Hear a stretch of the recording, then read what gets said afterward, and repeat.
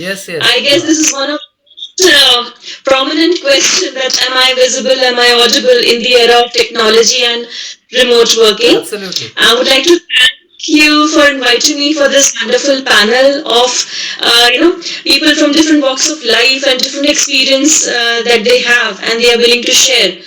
So this is definitely one of the advantage that the technology has given us.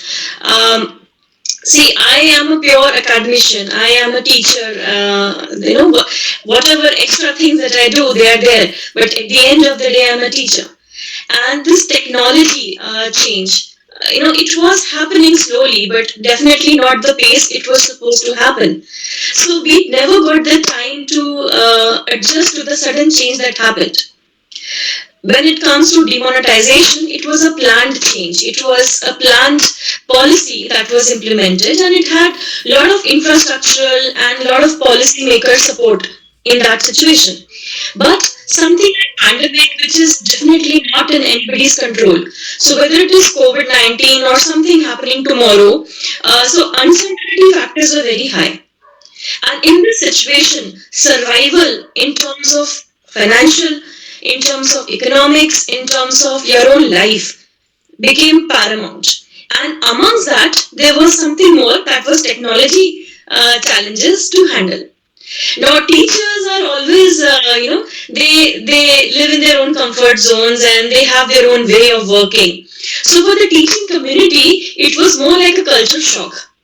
We were not accustomed to things, like Zoom call or Google Meets and all. We were doing it, but for different purposes. But when it came to holding a class, there was a certain joy in which, where students come in the class and we meet and greet each other and we have a great eye contact and we share a lot of other stories and the sheer joy of meeting somebody in person.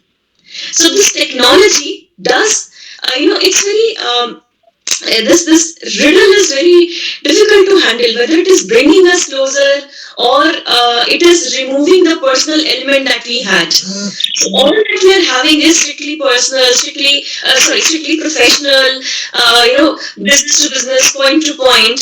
But that personal touch or the personal connection is definitely missing in this world of technology. So we do have courses running online. We have, in fact, the attendance has improved. The students, the laziest of those people who never used to come to the class because they had to travel all the way are now attending the classes. So that is, the dream of every teacher to have a class full of students. That is happening. But the way they used to connect and used to have a lot of activities on campus, that part is missing. So when we talk about education sector as a whole, so skill building is happening, certification courses are happening, syllabus is being covered, a lot of conferences are being conducted, workshops are being held, FDP, student development programs, all that is happening. But the personal element is missing.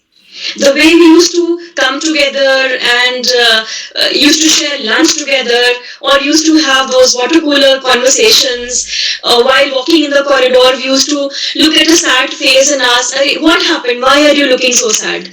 So student used to come and say that no, we are facing this problem at home or there is some issue. So looking at the face of those children, we used to make out that there is some issue that they are facing and we used to provide that mentoring and counseling. So that gap is definitely there.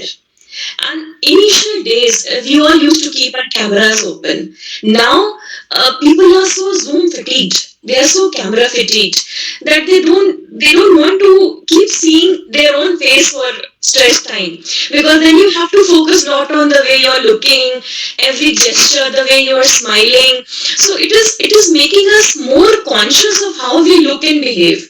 So while at the class where the entire group of 60 students were sitting, they were playing pranks also, they were cracking jokes also, there was some naughtiness also going on, some part of scolding from the side of teacher was also going on. So together with learning, there was a lot of other things. There is a whole package of experience that we shared in the classroom.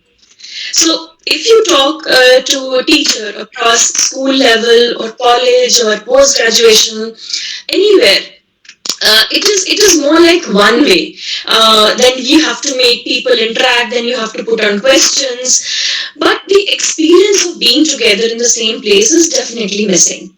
So pandemic has definitely brought in a change which was supposed to happen long back, but it has actually forced us to embrace the change rather than to prepare us to change in phases. So whenever we talk about transition from one reality to another reality, human beings need time to, change in certain phases, and that should be allowed. But when external environment conditions are so unfavorable that your own survival is put to question, at that the most resilient people, the people who can adapt quickly and they are so flexible, they know how to survive and thrive also. But those few, perhaps, who do not have technological support, or a lot of times my 9-year-old daughter comes and teaches me how to change settings and how to change background because she's more advanced than I am. But those people who do not have this kind of support at home, where everybody is coming together and working as a team to ensure whatever is the mother or father is doing online, they get adequate support, or the employer is supportive. So those people end up losing jobs. So not everyone is fortunate enough to suddenly shift from being, totally working manually to fully technological world. Students who could not afford Wi-Fi, who could not have their own personal phone or personal laptop, are seriously missing on a lot of things which the college is trying to do for them. So technology has widened the gap between the haves and the have-nots. So as a teacher, I feel that pandemic has definitely brought in much required change. But looking at the socio-cultural and the economic context of our country, the gap between the non-technological and the technological have further increased, leading to the people who were getting facilities, they were unable to do a lot of things. So perhaps the entrepreneurs who are in this group, a lot of times we focus on the customers who are easily available, but we forget about, there's a lot of wealth at the bottom of pyramid, like we say.